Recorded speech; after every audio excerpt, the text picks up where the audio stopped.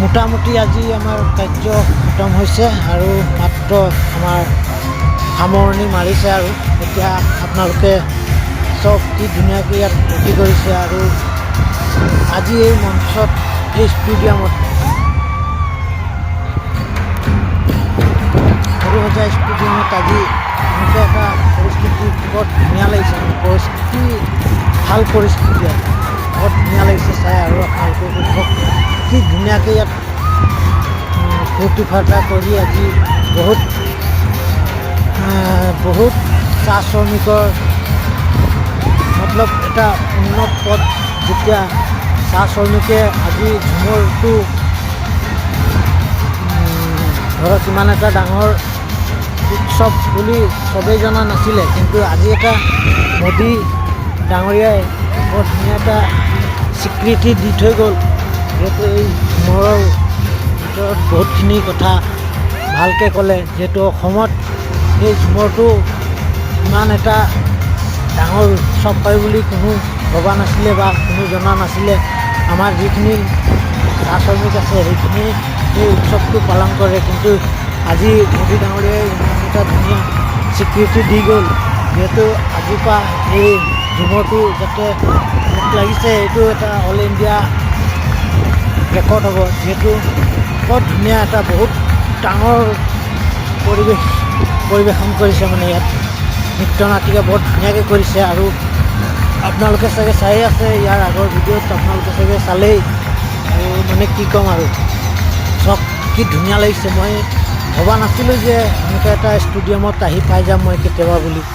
মই আজি বহুত কষ্টত এই ভিডিঅ' আপোনালোকক আগবঢ়াইছোঁ আৰু বহুত ধৰক পইচা পাতি নাথাকিলেও ধৰক মই আহিলোঁ, কিন্তু পইচা পাতি কম হাতত হ'লেও মই এই ভিডিঅ'টো আপোনালোকৰ বাবে আগবঢ়াইছোঁ আৰু ভিডিঅ'টো দেখুৱাম বুলি মই ইমান দূৰৰ পৰা আহিছোঁ। ভিডিঅ'টো প্লিজ এটা লাইক কৰিব। আৰু কথা হ'ল কি, মোৰ চেহেৰা পাতি অলপ বেয়া হৈ আছে, মানে কি কালি ৰাতি অহা টোপনি নাই আৰু বাছত মানে টোপনি যাব নোৱাৰিলোঁ, মানে কি ক'ম আৰু প্ৰব্লেম আৰু মই জেনেৰেল মানুহে জেনেৰেল গাড়ীত আহোঁতে সেইটো অকণ দিগদাৰ হৈ যায়। যেনেকুৱাই নহওক আপোনালোকক এই ভিডিঅ'টো দেখুৱাবলৈ পাই মই বহুত মনৰ পৰা সুখী হৈছোঁ আৰু আপোনালোকেও আনন্দ উঠাওক। কি ধুনীয়াকৈ ইয়াত পৰিৱেশন কৰিছে আপোনালোকে চব লাইটিং আৰু অন্যান্য আছে। আপোনালোকক মানে কি মই এই মোবাইলটোত দেখাব নোৱাৰিম, কিন্তু এয়া লাইটিং চাই আপোনালোকক গম পোৱাই যে কিমান ডাঙৰ এটা পৰিৱেশন। সেই বগাকেইটা এতিয়া ষ্টেডিয়ামৰ ওপৰত মানুহ বহি আছে আৰু সেই মানুহখিনি সকলোৱে ভিডিঅ' কৰিছে, যিহেতু লাইট জ্বলি আছে সকলোৰে। এয়া মোবাইল লাইট, ইমান আপুনি চাইডে বুজি পাইছে, এয়া মোবাইল লাইট। ইয়াত অন্যান্য বাহিৰৰ লাইট ধৰক বগা লাইট নাই, অকল কালাৰিং মাৰি আছে সেইকেইটা লাইট। আৰু অকণমান দেৰি পাছত চাব ইয়াত আৰু মই জীৱনত এনেকুৱা এটা ভবা নাছিলোঁ, এনেকুৱা এটা কথা ভবা নাছিলোঁ যে আপোনালোকক ইমান ডাঙৰ ষ্টেডিয়াম একটা দেখুৱাবলৈ পাৰিম বা ইমান ডাঙৰ এটা অনুষ্ঠান আপোনালোকক দেখুৱাব পাৰিম বা মই নিজেই যাব পাৰিম। কিন্তু আজি আপোনালোকৰ আশীৰ্বাদত মই এই অনুষ্ঠানত আহি হাজিৰ আৰু আপোনালোকক এয়া দেখুৱাই আছোঁ আপোনাৰ ভিডিঅ'খন। কি মজা লাগিছে ইয়াত চব, কি ধুনীয়াকৈ লাইট জ্বলিছে নহয়, মানে কি আৰু আজি মোৰ মনৰ ফিলিংছটোৱে বেলেগ অকণমান জাগি উঠিছে, মানে বৰ ধুনীয়াকৈ। আৰু মোদী ছাৰ এতিয়া যাবই চাগে, সেইফালে ওলালেই আৰু আমাৰ ইয়াৰ লাষ্ট খণ্ড চলি আছে, ছুটিয়ে হ'ব আৰু অলপ দেৰি পাছত। আমাৰ এতিয়া সময় হৈ গ'ল 8টা বাজিলে আৰু এতিয়া ওলাওঁতেও বহুত টাইম লাগিব চাগে।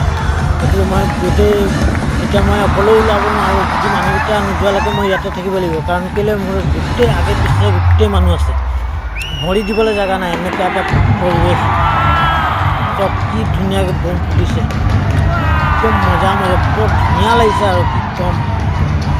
ইমানেই ধুনীয়া মানে আপোনালোকক মই কি ক'ম আৰু ইমানেই ধুনীয়া, মানে এইটোৱে ক'ম যে বহুত ধুনীয়া লাগিছে। আৰু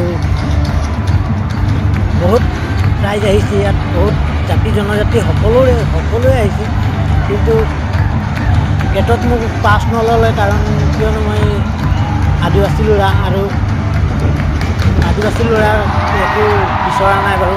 খালি চাবলৈ যাবলৈ দিছে আৰু কি ধুনীয়াকৈ চব মোকতো চাই মানে আচৰিত লাগিছে আৰু মই নিজকে মনত ফিলিংছ এটা কৰিছোঁ যে ইমান ধুনীয়া এটা জেগা আজি মই আপোনালোকৰ আশীৰ্বাদত আহি পাইছোঁ, যিহেতু মই আপোনালোকক দেখাম বুলিয়ে আহিছোঁ মানে ভিডিঅ'খন, বা মই নিজে ভবা নাছিলোঁ যে ইমান ধুনীয়া এটা পৰিৱেশ হ'ব বুলি। মই জানিছোঁ যে আমাৰ ঝুমৰ এটা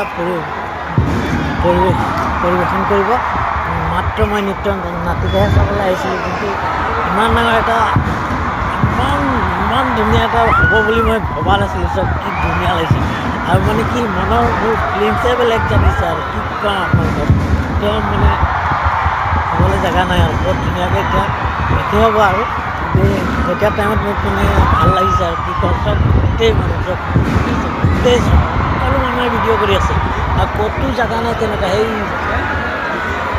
তাহাঁতৰ মঞ্চৰ পিছফালেহে অকণমান খালী আছে চব জেগাত, গোটেই ভৰি আছে, গোটেই মানুহে পিছফালেদি দেখি নাপায় যে মানে হেৰিটো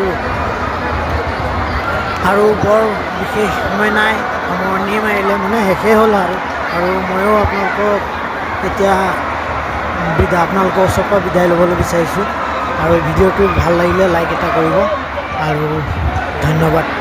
বাকী আপোনালোকে জানে আৰু ছাপোৰ্টৰ বিষয়ে কি ক'ব।